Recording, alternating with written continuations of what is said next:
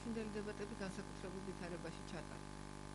მას შემდეგ, რაც ქართული ოცნებამ, ის ხელისუფლებამ გადაწყვიტა, რომ არ ჰქონდა საკმარისი მხარდაჭერა, როგორც უნდათ, როგორც სურდათ და როგორცაც ელოდნენ, როდესაც 195,000 ამორჩეველი არ მივიდა არჩევნებზე და ეს მათი ამორჩეველი იყო, რომ ჩვენი ხმები მივიღეთ და კიდე მეტიც გაგვეზარდა ეს რაოდენობა, მათ გადაწყვიტეს, რომ გიგი უგულავას დაკავებით მოესუფთავებინათ გზა თავიანთი კანდიდატისათვის.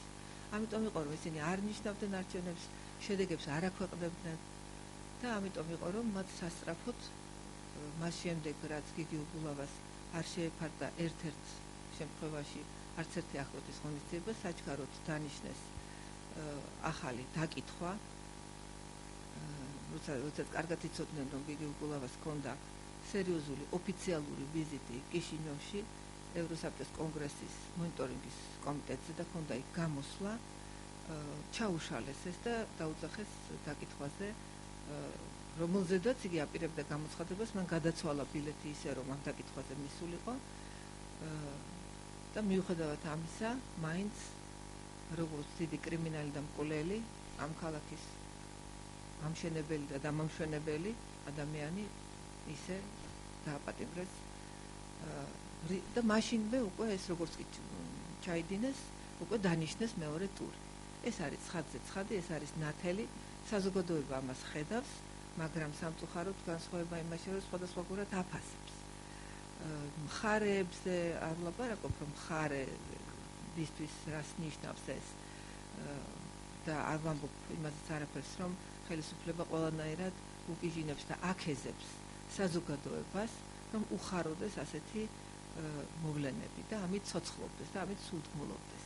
მაგრამ არსებობს ობიექტური საზოგადოება და მე ვფიქრობ, ეს ობიექტური საზოგადოება ამას თანდათანობით პასუხს გასცემს ასეთ ქცევას.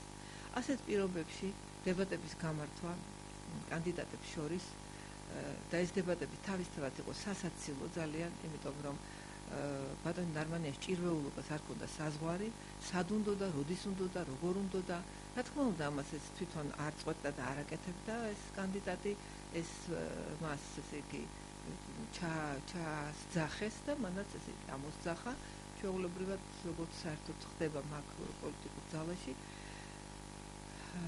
და ჩატარდა, დიახ ჩატარდა. რა თქმა უნდა, თავისთავად დებატების წინააღმდეგი არავინ არ არის, თვითონ ბატონი ნიკამელია ამბობდა, რომ ნებისმიერ ადგილას მივა და ნებისმიერ ადგილას მიიღებს დებატებში მონაწილეობას და ასეც მოხდა.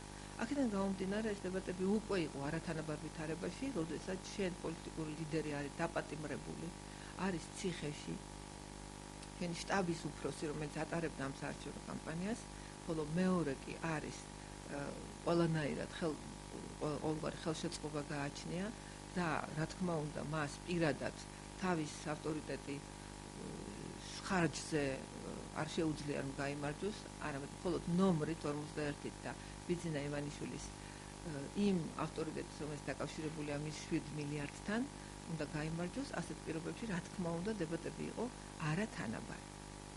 მიუხედავად ამისა, საოცარი იყო ის, რომ ჩემის აზრით ბატონმა ნარმანიამ ვერ შესძლო ადამიანებთან კონტაქტის დამყარება. მე გულისხმობ, ვინც არ არის მათი მომხრე, დებატები იმისთვის არის, რომ ვინც არ არის მომხრე, იყოს მათი ხმები მოზიდული. ჩემის აზრით ამას იგი ვერ შეძლებდა, იმიტომ რომ იგი იყო ძალიან ფორმალური, მშრალი და კლიშეებითა და რაღაც დაზეპირებული ტექსტებით აპელირებდა და მათ შორის იყო ძალიან სასაცილო მომენტებიც, როგორც იყო საკუთარი ბიოგრაფიის მოყოლა, დამოუკიდებლად როგორ უსწავლია თურმე და გერმანიაში უსწავლია თუ ეგრეა, ნიკამელიამ არ იკადრა, არ თქვა, რომ თვითონ დიდ ბრიტანეთში სწავლობდა სწორედ 6 წლის განმავლობაში, მათ შორის იმ დროს, როდესაც სურათებს უდებენ, რომ თითქოს რაღაცას არ ბებდა.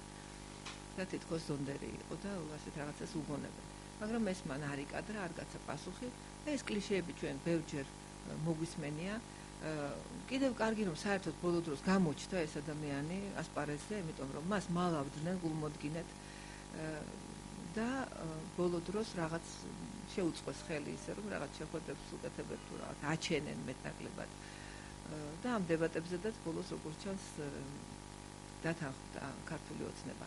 მაგრამ ნიკამელიას მდგომარეობა იყო ძალიან რთული, ადამიანურადაც ძალიან რთული, როგორც დებატებზე ძალიან ძნელია, როდესაც შენი ხელმძღვანელი ლიდერი პოლიტიკური აი ესეთ მდგომარეობაშია, თან როგორც მან თქვა, ეს მისი მეგობარიც არის, მიუხედავად იმისა, რომ წელიწად ნახევარია მხოლოდ იცნობს. ნიკამელიას გამოსვლა იყო კარგი იმით, რომ ის იყო გულწრფელი, ღია, გახსნილი, იგი არ თამაშობდა, არ იღებდა არანაირ ესეთ ზედმეტად ჭკვიანურ სახეს, რაც ახასიათებს სწორედ მის ოპონენტს და იგი გულწრფელად ცოცხალი საუბრით საუბრობდა. შეიძლება ვიღაცას მეგუში მოვისმინე კრიტიკა, რომ რაღაცა არ უნდა ეთქვა, რაღაც უნდა ეთქვა. იცით, ადამიანი როდესაც არის გულწრფელი, იგი არ ყოფილა ცინიკური, დამცინავი, იგი იყო გულწრფელი და იგი არ ყოფილა აგრესიული. პირიქით ის მუდამ ცდილობდა კონტაქტში შესულიყო ნარმანი, არც კი კადრულობს, რომ რაღაცა გადაცეს ოპონენტს. აი წამყვანს მეშვეობით უნდა და გადაეცა ბროშურა. და მაშინ როდესაც ნიკასთვის არ არის პრობლემა, რომ მივიდეს და პირადად გადაცეს ხელი ჩამოართოს და ამას ის ყოველთვის აკეთებდა ყველა შეხვედრაზე, სადაც კი საზოგადო ადგილებში და შეხვედრებზე ქონია ბატონ დავით ნარმანიასთან შეხვედრა. ასე იყო მეორე საერთოდ არჩევნებამდე და ეუბნებოდა მეორე ტურში შევხვდებით და იგი ასავსავებდა ხელებს, რომ მეორე ტური არ იქნება. ეხლა რა თქმა უნდა, დებატები ეს ისეთი რამე არის, რომ თუ ჩვენ ვამბობთ, რომ ნარმანიამ ვერ მიიზიდა ზედმეტი ამომრჩეველი ჩემის რწმენით, მაშინ აქვე უნდა ვიმსჯელოთ იმაზე, ნიკამელიამ ეს შეძლო თუ ვერ შეძლო. რა თქმა უნდა, ამას არჩევნები დაგვანახებს, მაგრამ მე ვფიქრობ, რომ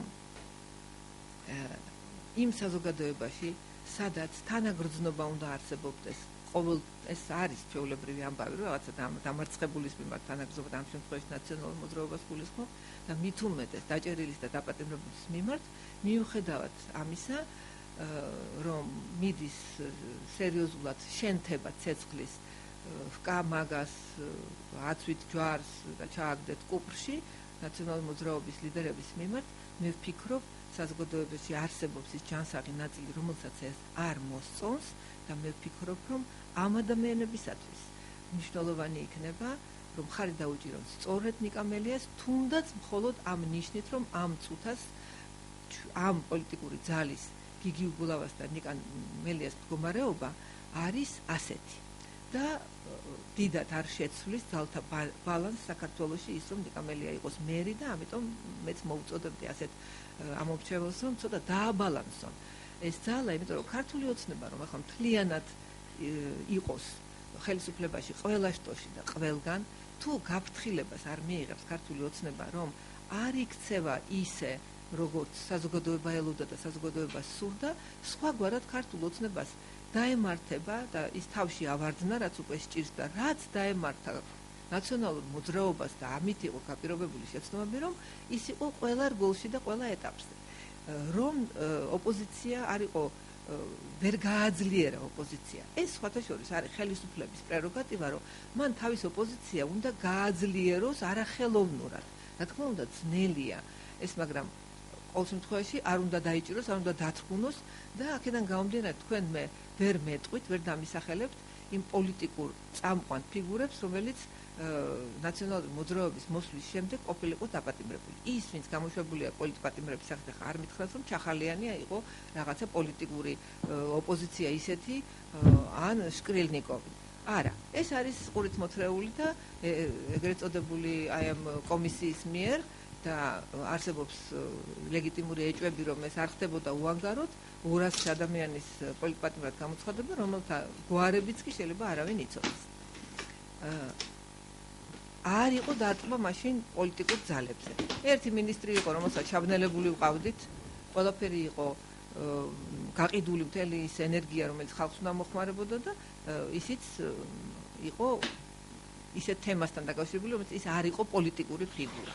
მაშინ, როდესაც ქართული ოცნება ცდილობს და ახდენს პოლიტიკური ესტაბლიშმენტის განადგურებას და სწორედ ხელმძღვანელის რგოლების განადგურებას. ეს ძალიან ცუდად მოუტრიალდება მას ადრე თუ გვიან. მე ვფიქრობ, რომ ბევრად ადრე ვიდრე ნაციონალურ მოძრაობას. და რატომ ვფიქრობ ესე? აქ ბრძოლა მიმდინარეობს არა კანდიდატებს შორის, არამედ იმას შორის, რომ გაფრთხილების ესეთი შუქი აენთოს ქართული ოცნებისათვის. ნიკა მელიას არჩევა იქნება ეს გაფრთხილება და ეს იქნება ძალიან კარგი, იმიტომ რომ ის აპირებს თანამშრომლობას ყველასთან, ის არ არის პარტიული ფიგურა, მას აქვს სამეურნეო მუშაობის გამოცდილება, განათლებით იურისტია და აქვე მინდა დავძინო, რომ ძალიან კარგი გამოცდილება აქვს აი ამაშიდაც.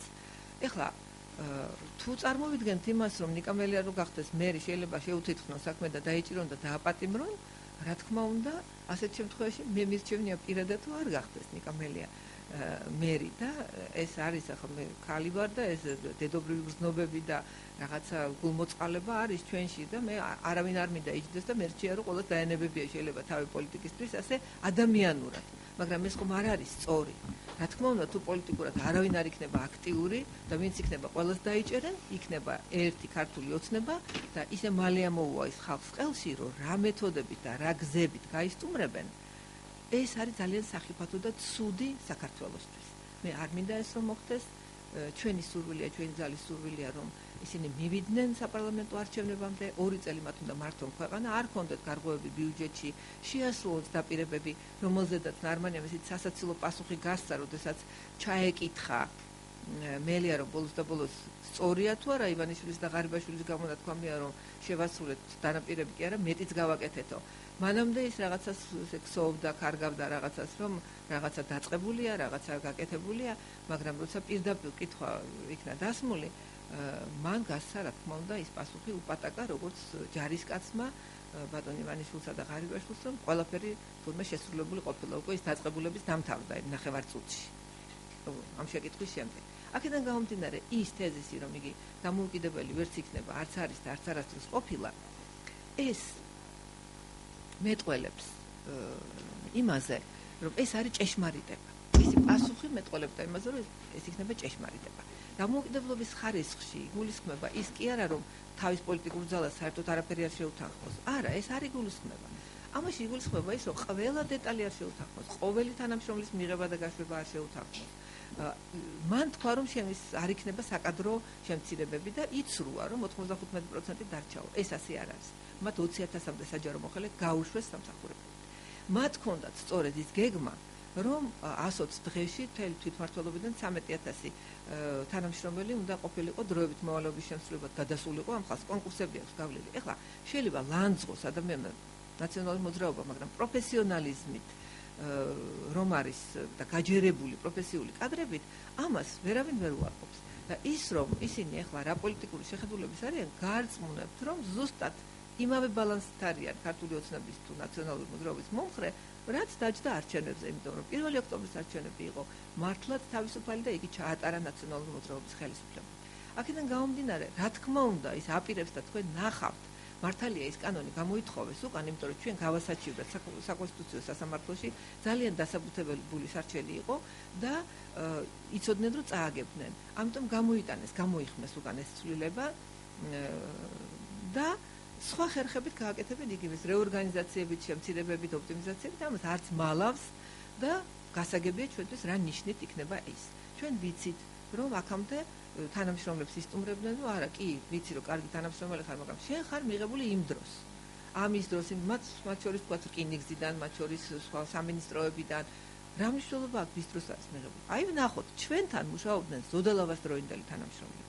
ჩვენთან მუშაობდნენ 90-იან წლებში თანამშრომლები მერიაში, ვინც იყო და მე პირადად ვიბრძოდი იმისათვის, რომ ეს ადამიანები დარჩენილიყვნენ, ვინც იყო კვალიფიციური. რა თქმა უნდა, ვინც ხელში შეჩერებოდა მოქალაქეს და მიჩვეული იყო 10 ლარის აღებას ნებისმიერ პატარა მომსახურებაში, რა თქმა უნდა, ასეთი კადრები იქ ვერ დარჩებოდა. კონკურსებია ჩატარებული, ტრენინგებია ჩატარებული და ფაქტიურად ნარმანიამ აღიარა, რომ იქ მოხდება შემცირება. მე იგივეს ველოდები შემცირება და ხალხის გაშვება და როგორ მოხდება თქვენ ამას გაიგებთ. იცით, ადამიანებს ახლა ამის ბრძოლის უნარიც აღარ აქვს. იციან რომ მაინც გაუშვებენ. მიცემენ 2 თვის კომპენსაციას გაუშვებენ, ან არ მიცემენ, ან რაღაცას მოუგონებენ.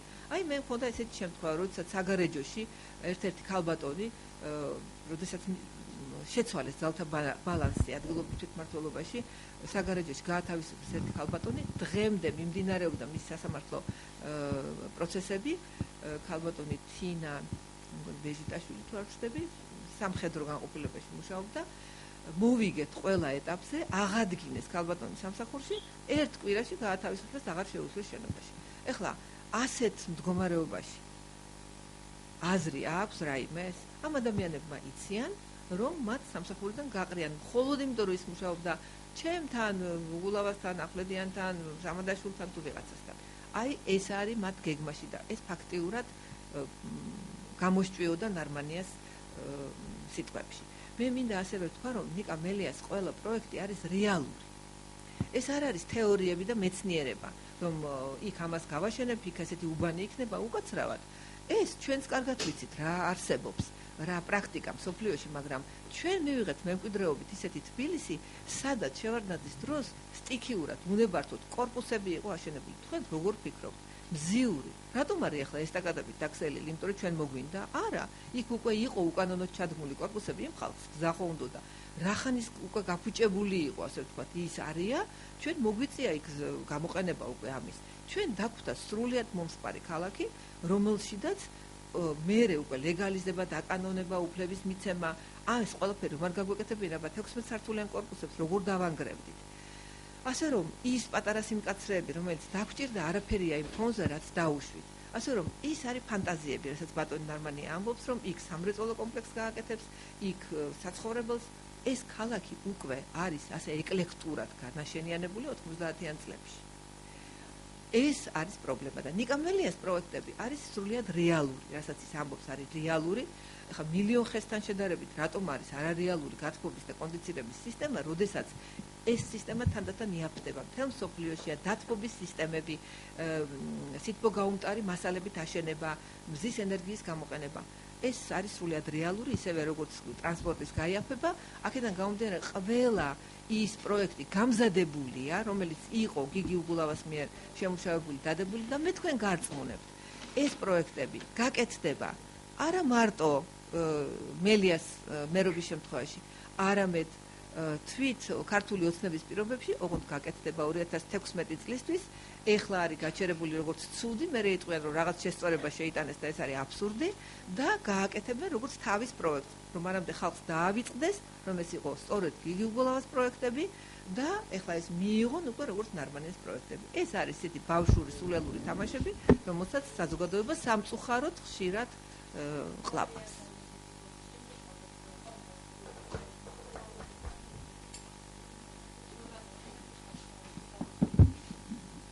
დასვით გითხეთ.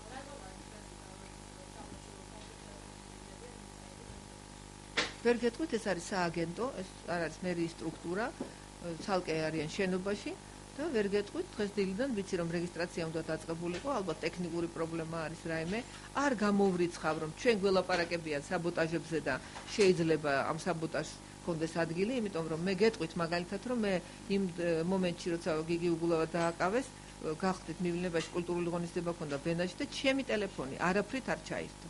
ერთადერთი ჩემი ტელეფონი იყო გამორთული და არ მქონდა როუმინგი და არ მქონდა კავშირი არავისთან. ასე რომ მე არ ვიცი, ვერ გეტყვით სერვერს რა დაემართა, ეს ტექნიკური პრობლემა თუ არის, მაგრამ მე არაფერს არ გამოვრიცხავ, იმიტომ რომ მთელი წელიწადნახევრის განმავლობაში მიდიოდა დისკრედიტაცია მერიის, თითქოს მერია რამეს არ აკეთებს, თითქოს მერია აწყობს საბოტაჟს, სინამდვილეში საბოტაჟს აწყობდა ქართული ოცნება და შიხიაშვილის მეთაურობით ის საკრებულო, რომელიც არ ამტკიცებდა ბიუჯეტს და რომელიც ხელს უშლიდა პროექტების დამტკიცებას. ასე რომ მე ვერ გეტყვით რატომ არ გამოთიშული, მაგრამ არაფერს არ გამოვრიცხავ.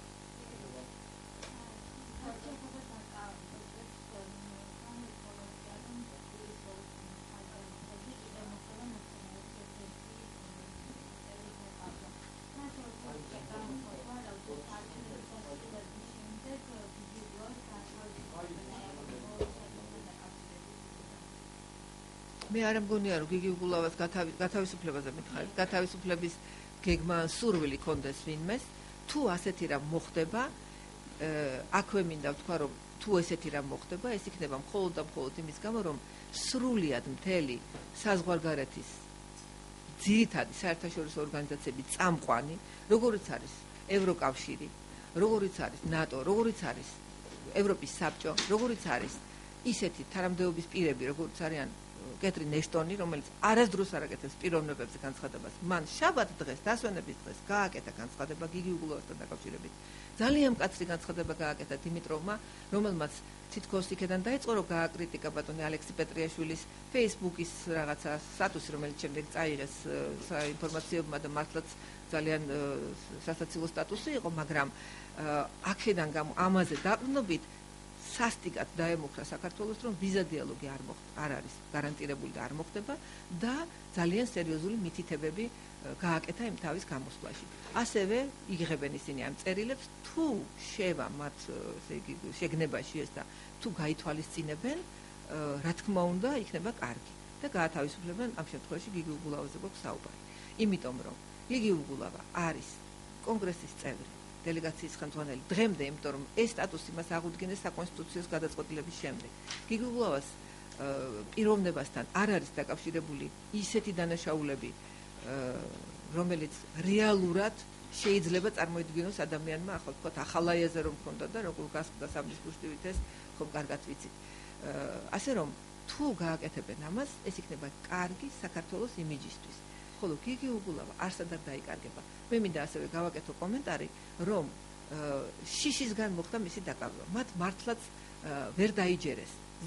2 დღის შემდეგ შეეძლოთ დაეკავებიან, დაკითხვაზე იყო დაბარებული, მაგრამ მათ ვერ დაიჯერეს ის სიმართლე, რომ გიგი უგულავამ დადო ბილეთი და თქვა, რომ არ მიანიჭებს ივანიშვილს იმ სიამოვნებას, რომ სადმე მიიმალოს. ეს მისი არჩევანია.